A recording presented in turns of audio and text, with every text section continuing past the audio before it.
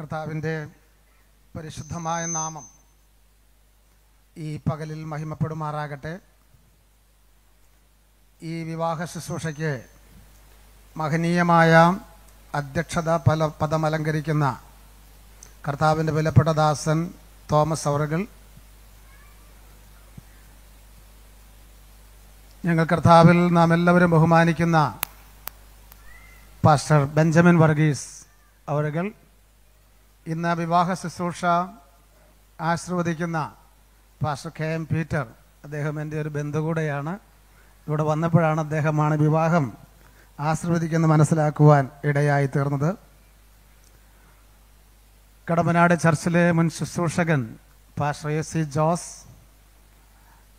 Pastor Sajimon, എനിക്ക് ശേഷം വചനം ശുശ്രൂഷിക്കുന്ന ഞങ്ങളുടെ കൂട്ടുപ്രവർത്തകൻ പാസ്റ്റർ സൈമൺ തോമസ്, കുണ്ടറ IPC സെൻറ്ററിൻ്റെ പാസ്റ്ററായിരിക്കുന്ന പ്രിയ പനച്ചൻ പാസ്റ്റർ, മറ്റെല്ലാ ദേവദാസന്മാരെയും എല്ലാ കൂട്ടുപ്രവർത്തകരെയും കർത്താവിൻ്റെ നാമത്തിൽ വന്ദനം ചെയ്യുന്നു. ഇന്ന് വിവാഹ ശുശ്രൂഷയിലൂടെ കുടുംബത്തിലേക്ക് പ്രവേശിക്കുന്ന പ്രിയ നിസൻ, ജസിൻ, നിങ്ങളെയും പ്രത്യേകിച്ച് വന്ദനം ചെയ്യുകയാണ്. അവരുടെ മാതാപിതാക്കൾ ഇവിടെയുണ്ട്. വളരെ ദൈവകൃപയിൽ ആശ്രയിച്ച് അവരെ വളർത്തി ഇത്രത്തോളം കൊണ്ടുവരുവാൻ ദൈവം അവർക്ക് ഭാഗ്യം നൽകി. അവരുടെ മാതാപിതാക്കളുടെ കണ്ണുകൾ നിറയുന്ന നിമിഷങ്ങളാണല്ലോ ഈ നിമിഷം എന്നെനിക്കറിയാം. കഴിഞ്ഞ വർഷം എൻ്റെ മകളുടെ വിവാഹം നടന്നപ്പോൾ അതേ അനുഭവമാണ് എനിക്കുണ്ടായത്. അത് അവർക്കും ഉണ്ടാകും. സ്തോത്രം, ദൈവത്തിന് മഹത്വം. കൂടാതെ അവരുടെ രണ്ടുപേരുടെയും സഹോദരങ്ങൾ, ബന്ധുക്കൾ ഇവിടെയുണ്ട്. അവരെ വന്ദനം ചെയ്യുന്നു. പ്രിയ ജസിൻ്റെ വല്യപ്പച്ചനും വല്യമ്മച്ചി ഇവിടെയുണ്ട്. രാവിലെ ഞാൻ പ്രാർത്ഥിക്കുവാനായി ഭവനത്തിൽ ചെന്നപ്പോൾ പ്രിയ പിതാവിനോട് ഇത് സന്തോഷമാണോ എന്ന് ചോദിച്ചു. അയ്യോ, എന്നോ പറയാനാ പാസ്റ്ററെ, ഇത് 5ാമത്തെ കല്യാണമാണ്, ഭയങ്കര സന്തോഷമെന്ന് പറഞ്ഞു. അപ്പോൾ അമ്മച്ചി ചോദിച്ചു, 5ാമത്തെ കല്യാണോ? അതെ, എൻ്റെ 3 മക്കളും രണ്ട് കൊച്ചുമക്കളും, അങ്ങനെ 5ാമത്തെ കല്യാണം എന്ന് പറഞ്ഞു. അപ്പോൾ വളരെ ആനന്ദത്തോടെയാണ് പ്രിയ നിസൻ്റെയും വല്യപ്പച്ചനും വല്യമ്മച്ചുമാർ ഇവിടെ ഉണ്ട് എന്നുള്ളതാണ് എൻ്റെ ചിന്ത. കർത്താവ് അങ്ങനെ ഇരു ഭവനങ്ങളുടെയും ക്ഷണം സ്വീകരിച്ച് ഇവിടെ വന്നു ചേർന്നിരിക്കുന്ന എല്ലാവരെയും കർത്താവിൻ്റെ നാമത്തിൽ വന്ദനം ചെയ്യുകയാണ്. ദൈവത്തിന് സ്തോത്രം. എൻഗേജ്മെൻറ്റിൻ്റെ സമയത്ത് ആ കുടുംബത്തെക്കുറിച്ച് അതിൻ്റെ പശ്ചാത്തലങ്ങളൊക്കെ ഞാൻ പറഞ്ഞതുകൊണ്ട് വചന ശുശ്രൂഷയ്ക്കുള്ള സമയമായതുകൊണ്ട് തുറന്ന ദൈവവചനത്തിലേക്ക് ഞാൻ പ്രവേശിക്കുവാൻ കർത്താവിൽ ശരണപ്പെടുകയാണ്. മാന്യമായൊരു സമയം കർത്താവിൻ്റെ ദാസൻ തന്നിട്ടുണ്ട്. ഞാൻ അതിവിടെ സ്റ്റോപ്പ് വാച്ച്, അതിൻ്റെ ടൈമർ എൻ്റെ മുമ്പിൽ വെച്ചിട്ടുണ്ട്. 1 സെക്കൻഡ് പോലും കൂടാതെ അതിനിടയ്ക്ക് വചന ശുശ്രൂഷയിലേക്ക് പ്രവേശിക്കുകയാണ്. ദൈവത്തിന് മഹത്വം. ഈ ശുശ്രൂഷയ്ക്ക് ഇവിടെ വരുന്നതിന് മുമ്പ് പ്രിയ ജസിനെ കടമ്പനാട് IPC ഹെബ്രോൻ സഭയുടെ പാഴ്സനേജിലേക്ക് വിളിച്ചു വരുത്തി ഞാനും എൻ്റെ ഭാര്യയും കൂടെ ചില മണിക്കൂറുകൾ എന്താണ് കുടുംബജീവിതം, biblical concept of family life എന്താണ് ഇത്യാദി കാര്യങ്ങൾ നന്നായിട്ട് പറഞ്ഞു കൊടുത്തിട്ടുണ്ട്. അതിൻ്റെ ചില കാര്യങ്ങൾ പറഞ്ഞ സമയത്ത് ആ കൊച്ചു കരയാനിടയായി തീർന്നു. ഇവിടെ അതുപോലെ പലതും ഇനിയും പറഞ്ഞു പോയാൽ ഒരു പക്ഷെങ്കിൽ അവിടെ ഇരുന്ന് കരയാൻ സാധ്യതയുണ്ട്. അതുകൊണ്ട് ഞാൻ അങ്ങോട്ടൊന്നും പോകുന്നില്ല. കഴിഞ്ഞ രാത്രി പ്രാർത്ഥിക്കുമ്പോൾ കർത്താവ് എന്നോടിവിടെ പങ്കുവെക്കുവാൻ പറഞ്ഞ ആ തിരുവചനത്തിലേക്ക് നമ്മുടെ ശ്രദ്ധയെ നമുക്ക് കൊണ്ടുപോകുവാൻ ഞാൻ കർത്താവ് ശരണപ്പെടുകയാണ്.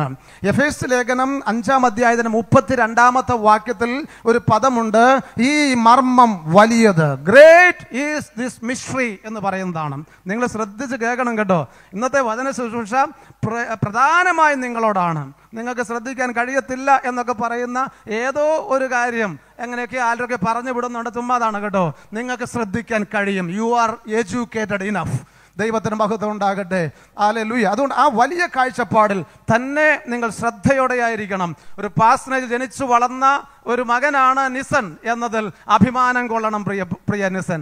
എൻ്റെ 2 കുഞ്ഞുങ്ങളും പാഴ്സനേജിൽ ജനിച്ചു വളർന്നവരാണ്, അവരതിൽ അഭിമാനിക്കുന്നവരാണ് എന്നുള്ള യാഥാർത്ഥ്യം മറന്നു പോകരുത് പ്രിയപ്പെട്ടവരെ. അതുകൊണ്ട് ആ വലിയ അതിൻ്റെ അർത്ഥം ജസിൻ അഭിമാനിക്കരുതെന്നല്ല, മാതാപിതാക്കളാൽ വളരെ ശാന്തമായ കുടുംബത്തിൽ വളർന്ന ആ പ്രിയ മോളും അതിനകത്തും അഭിമാനം കൊള്ളുക. അപ്പോൾ നോക്കൂ, ഗ്രേറ്റ് ഈസ് ദിസ് മിസ്റ്ററി, ഈ മർമ്മം വലിയത്. അപ്പോൾ വിവാഹവേദിയിലേക്ക് വന്നിരിക്കുന്ന ജസിനും അപ്പോൾ തന്നെ നിസനും ഒരു മർമ്മത്തിൻ്റെ ഭാഗമായി തീരുകയാണ്. അപ്പോൾ പ്രിയപ്പെട്ടവര്, ഈ മർമ്മം എന്ന് പറയുമ്പോൾ ഞാൻ കഴിഞ്ഞ ദിവസം പ്രാർത്ഥിക്കുമ്പോൾ കർത്താവ് എന്നെ നടത്തിയ ഒരു 4 കൂട്ടം മർമ്മങ്ങളെ കുറിച്ച് അല്ലെ മിസ്റ്ററീസിനെ കുറിച്ചാണ് പങ്കുവെക്കുവാൻ ആഗ്രഹിക്കുന്നത്. ഒന്നാമത്തേത്, ഇതിന്റെ പിമ്പിൽ ഒരു ഫിസിക്കൽ മിസ്റ്ററി ഉണ്ട്.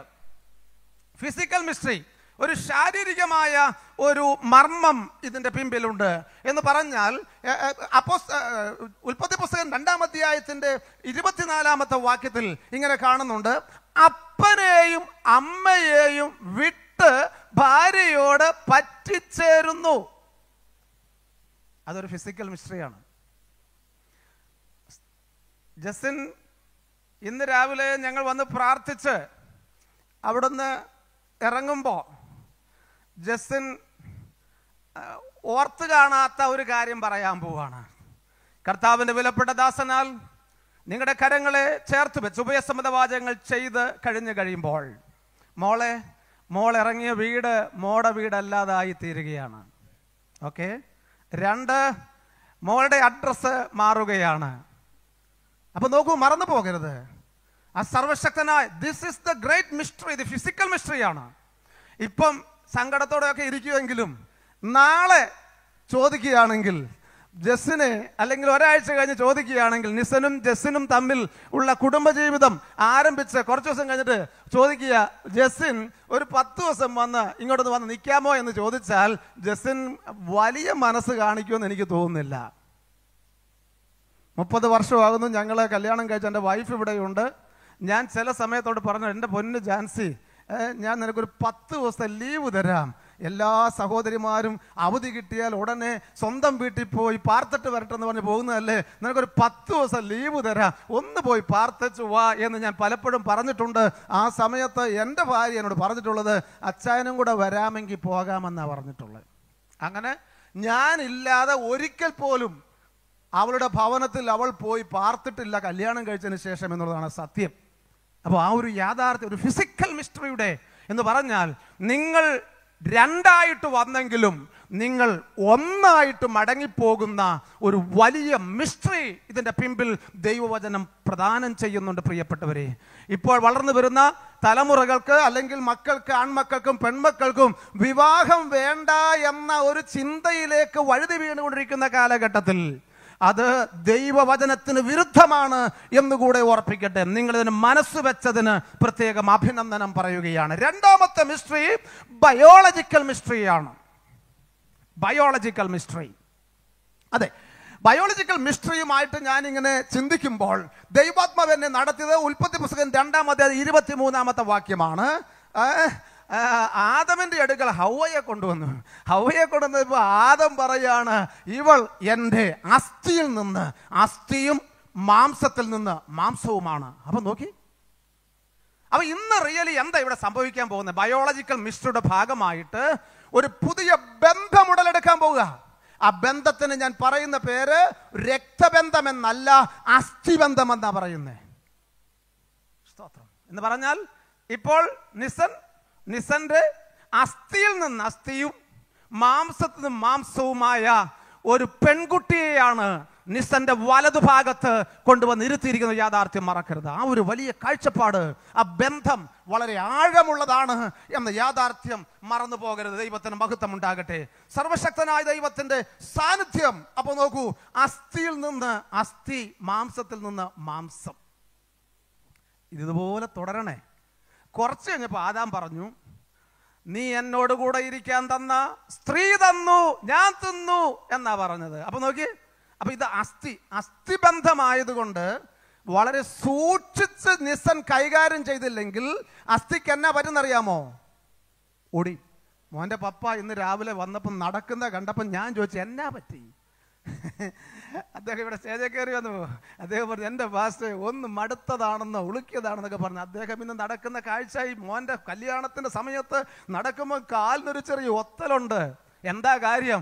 അസ്ഥിക്കെന്തോ കുഴപ്പം വന്നതാ പ്രിയപ്പെട്ട മോനെ. അപ്പോൾ അസ്ഥിബന്ധത്തിന് എന്തെങ്കിലും ഉലച്ചിൽ വന്നാൽ നടക്കുമ്പോൾ അറിയാം, ജീവിതത്തിന്റെ ബുദ്ധിമുട്ടിലേക്ക് പോകും. അതുകൊണ്ട് ഇത് നന്നായിട്ട് പരിപാലിക്കേണ്ട ഒരു സാഹചര്യമാണ് എന്നുള്ളത് നിങ്ങളെ ഓർപ്പിക്കട്ടെ. മൂന്നാമത്തെ മിസ്റ്ററി എന്ന് പറയുന്നത് സൈക്കോളജിക്കൽ മിസ്റ്ററിയാണ്. സൈക്കോളജിക്കൽ മിസ്റ്ററി, മനഃശാസ്ത്രപരമായ ഒരു മിസ്റ്ററി ഇതിന്റെ പിമ്പിലുണ്ട് പ്രിയ മോനെ. ഫസ്റ്റ് പീറ്റർ 1 പത്രോസിന്റെ ലേഖനം 3-ാം അധ്യായത്തിന്റെ 7-ാമത്തെ വാക്യം വായിക്കുമ്പോൾ അത് നമുക്ക് കൃത്യമായിട്ട് കാണാം. ഒരു മനഃശാസ്ത്രപരമായ, ഒരു മാനസികമായ ഒരു ഇഴയടുപ്പമാണ് നിങ്ങളിലേക്ക് വരാൻ പോകുന്നത്. ഈ മാനസികമായ ഇഴയടുപ്പത്തിൽ നിന്നാണ് നമ്മൾ ഒന്നായി ആ ഒരു വലിയ ശ്രദ്ധ, എവിടെ പോയാലും ഒരു അന്യോന്യമുള്ള ഒരു കെയറിംഗ് സിസ്റ്റത്തിലേക്ക് നിങ്ങൾ മാറും. കഴിഞ്ഞ ദിവസങ്ങളിലൊക്കെ നിസൻ ദൂരെ പോയാൽ പപ്പായെ ഞാൻ ഇവിടെ എത്തി, മമ്മി ഞാൻ ഇവിടെ എത്തി എന്നൊന്നും ഓരോ സ്റ്റെപ്പിലും വിളിച്ചു പറഞ്ഞിട്ടുണ്ടാവില്ല എന്ന എൻ്റെ ചിന്ത. മമ്മി അഥവാ വിളിച്ചാൽ മമ്മിക്ക് എന്നെ അറിയത്തില്ല, ഞാൻ ഇങ്ങ് വരത്തില്ല എന്നൊക്കെ ഒരു പക്ഷെങ്കിൽ സാധാരണ ചോദിക്കാൻ സാധ്യതയുണ്ട്. ചോദിച്ചിട്ടില്ലെന്ന് പറഞ്ഞത് വെരി ഗുഡ്. അപ്പൊ നോക്കൂ, അങ്ങനെ സാഹചര്യമുണ്ട്. എന്നാൽ കല്യാണം കഴിച്ചതിന് ശേഷം നിസൻ കോണ്ടാക്ട് ചെയ്യാൻ പോകുന്നത് ജസ്സിനെയാണ്. തിരിച്ചും ഏത് ആംഗിളിൽ ചെന്നാലും ഒന്ന് ഞാനിവിടെ എത്തി എന്നൊക്കെ പറയാതെ പോകത്തില്ല എന്നാണ് എൻ്റെ നിഗമനം. സ്തോത്രം. എന്നാ കാര്യം എന്നറിയാമോ? രണ്ടുപേരും അവരുടെ മാനസികമായ ആ മിസ്റ്ററിയിലേക്ക്, ആ സൈക്കോളജിക്കലായ മിസ്റ്ററി ഇതിൻ്റെ പിമ്പിലുണ്ട് എന്ന യാഥാർത്ഥ്യം പ്രിയ കുഞ്ഞുങ്ങളെ നിങ്ങൾ മറന്നു പോകരുത്. ദൈവത്തിന് മഹത്വം ഉണ്ടാകട്ടെ. ദൈവത്തിന് സ്തോത്രം. ആൻഡ് ഫൈനൽ 4-ാമത്തെ മിസ്റ്ററി തിയോളജിക്കൽ മിസ്റ്ററിയാണ്. ദൈവശാസ്ത്രപരമായ ഒരു മർമ്മം വിവാഹത്തിന്റെ പിമ്പിലുണ്ട് കുഞ്ഞുങ്ങളെ. സ്തോത്രം. അപ്പൊ ഞാൻ ഇതുവരെ പറഞ്ഞത് ഓർമ്മയുണ്ടോ? നിസനും ജസ്സിനും വളരെ നന്നായിട്ട് ശ്രദ്ധിച്ചിട്ടുണ്ട്. ഞാൻ ഒരിക്കൽ കൂടെ ഓർപ്പിക്കാൻ ആഗ്രഹിക്കുകയാണ്. Physical mystery, biological mystery, psychological mystery. മറന്നു പോകത്തില്ലല്ലോ. ഇത് മൂന്നും കഴിഞ്ഞ് 4-ാമത്തെ മിസ്റ്ററി എന്ന് പറയുന്നത് തിയോളജിക്കൽ മിസ്റ്ററിയാണ്. അതാണ് ഒരു പരമപ്രധാനമായ ഒരു ബന്ധത്തിലേക്ക് നമ്മെ നടത്തുന്നത്. ദൈവത്തിന് സ്തോത്രം. ഈ വിവാഹത്തിന്, ഭൂമിയിൽ നടക്കുന്ന നമ്മുടെ വിവാഹത്തിന്, രക്ഷിക്കപ്പെട്ട് ദൈവമക്കളായി തീർന്ന ദൈവമക്കളുടെ വിവാഹങ്ങൾക്ക് ഒരു നിഴൽ ഉണ്ട്, അതിൻ്റെ ഒരു പൊരുളുണ്ട്. ദൈവത്തിന് മഹത്വം. ആ നിഴലും പൊരുളും ആയിട്ടുള്ള ആ നിർവചനത്തിൻ്റെ ആകത്തുകയാണ് തിയോളജിക്കൽ മിസ്റ്ററി എന്ന് പറയും. ദൈവത്തിന് സ്തോത്രം. ഹല്ലേലൂയ. വെളിപ്പാട് പുസ്തകത്തിൽ കാണാൻ കഴിയുന്നത് കുഞ്ഞാടിന്റെ കല്യാണം എന്ന് പറയുന്നുണ്ട്. കുഞ്ഞാടിന്റെ കല്യാണം എന്ന് പറഞ്ഞാൽ ഒരു പക്ഷെങ്കിൽ ആദ്യമായിട്ട് കേൾക്കുന്നവർക്ക് അയ്യോ ഇതെന്നാ ആട്ടിൻകുട്ടിയെ കല്യാണം കഴിപ്പിക്കുന്ന കഥയാണോ എന്ന് ചിന്തിക്കാൻ സാധ്യതയുള്ളത് കൊണ്ട് പ്രിയപ്പെട്ടവരെ, യേശു കർത്താവിന് യാഗത്തിന്റെ പൂർണ്ണതയുമായി ബന്ധപ്പെടുത്തി യോഹന്നാൻ സ്നാപകൻ പരിചയപ്പെടുത്തിയത് അറിയാമല്ലോ മക്കളെ. ഇതാ ലോകത്തിന്റെ പാപത്തെ ചുമക്കുന്ന ദൈവത്തിന്റെ കുഞ്ഞാട് എന്നാണ് പറഞ്ഞത്. എന്ന് പറഞ്ഞാൽ എൻ്റെ പ്രിയപ്പെട്ടവരെ, യേശു കർത്താവിന് യാഗത്തിന്റെ പരമോന്നത ആ പീഠത്തിലേക്ക് നിലനിർത്തത്തക്ക നിലയിൽ അവതരിപ്പിച്ച പദപ്രയോഗം ദൈവത്തിന്റെ കുഞ്ഞാട് എന്നുള്ളതാണ്. ആ കുഞ്ഞാടിന്റെ രക്തത്താൽ വീണ്ടെടുക്കപ്പെട്ടവരെയാണ് ദൈവമക്കൾ എന്ന് വിളിക്കപ്പെടുന്നത്. ആ കുഞ്ഞാട് ഈ ഭൂമിയിൽ വന്ന് തൻ്റെ സഭയ്ക്ക് വേണ്ടി തൻ്റെ ജീവൻ നൽകി യാഗമായി തീർന്ന് ആ കർത്താവ് മടങ്ങി വരുമെന്ന് തിരുവചനത്തിലൂടെ നമ്മൾ നന്നായി അറിയുന്നത് കൊണ്ട്, നമ്മൾ വിശ്വസിക്കുന്നതുകൊണ്ട്, കർത്താവിൻ്റെ മടങ്ങിവരവും അനന്തര സംഭവങ്ങളുമായുള്ള മധ്യാകാശം നടക്കുന്ന ആ സംഗമത്തെയാണ് കുഞ്ഞാടിന്റെ കല്യാണം എന്ന വാക്കുകൊണ്ട് ദൈവവചനം പഠിപ്പിക്കുന്നത്. ദൈവത്തിന് സ്തോത്രം. ആ കുഞ്ഞാടിന്റെ കല്യാണം വന്നു. ആ കുഞ്ഞാടിന്റെ കല്യാണമാണ് ഇതിന്റെ പൊരുളായി നിൽക്കുന്നത്. നിഴലും പൊരുളും എന്ന് പറയുമ്പോൾ, ഞാൻ ഇവിടെ നിൽക്കുമ്പോൾ എൻ്റെ നിഴല് ഈ വെളിച്ചത്തിന് ഓപ്പോസിറ്റായിട്ട് വന്നിട്ട് ബഹുമാന്യ കർത്തൃദാസൻ ബെഞ്ചമിൻ പാസ്റ്ററുടെ പ്രിയച്ചായന്റെ ദേഹത്ത് എൻ്റെ നിഴലുണ്ട്. വാസ്തവത്തിൽ അത് നിഴലാണ്, പൊരുളെന്ന് പറയുന്നത് അതല്ല, ഞാനാണ്. പ്രിയ ജസ്സിനും നിസനും ഇവിടെ ഇരിക്കുമ്പോൾ നിങ്ങളൊരു നിഴലായിട്ട് ഇവിടെ ഇരിക്കുകയാണ്. ആ നിഴൽ എന്താണെന്നറിയാമോ? നിങ്ങളുടെ കല്യാണമാണ്. ഇതിന്റെ പൊരുൾ എന്താണ്? അധികം താമസം വിന നമ്മുടെ കർത്താവ് ആത്മമണവാളനായി മധ്യാകാശത്തിൽ വരുമ്പോൾ തന്റെ രക്തത്താൽ വീണ്ടെടുക്കപ്പെട്ട ദൈവജനത്തെ തന്നോട് ചേർക്കുന്ന ആ അനുഭവത്തെയാണ് പറയുന്നത്. അതുകൊണ്ട് ഇന്ന് വരെയും ആ ശുശ്രൂഷയിലേക്ക്, ആ അനുഭവത്തിലേക്ക് വരാത്ത ആരെങ്കിലും എന്നെ കേൾക്കുന്നുണ്ടെങ്കിൽ, ഇതാകുന്നു രക്ഷാദിവസം, ഇതാകുന്നു സുപ്രസാദകാലം. യേശുവിനെ കർത്താവും രക്ഷിതാവുമായി സ്വീകരിച്ച് ഈ നിഴലായ വിവാഹം നടക്കുമ്പോൾ പൊരുളായ വിവാഹമായ തിയോളജിക്കൽ മിസ്റ്ററിയായ കുഞ്ഞാടിന്റെ കല്യാണത്തിന് വേണ്ടി നിങ്ങളെ ഒരിക്കൽ കൂടെ ആഹ്വാനം ചെയ്തുകൊണ്ട്, ക്ഷണിച്ചുകൊണ്ട് ഞാൻ എൻ്റെ വാക്കുകൾക്ക് വിരാമം കൊടുക്കുന്നു. മാറാനാഥ, മാറാനാഥ, നമ്മുടെ കർത്താവ് മടങ്ങി വരുന്നു. നിങ്ങൾക്ക് അനുഗ്രഹിക്കപ്പെട്ട കുടുംബജീവിതം നയിപ്പാൻ കർത്താവ് കൃപ നൽകട്ടെ എന്ന് പ്രാർത്ഥിച്ചുകൊണ്ട് വാക്കുകൾക്ക് വിരാമം കൊടുക്കുന്നു. ദൈവനാമം മഹിമപ്പെടുമാറാകട്ടെ.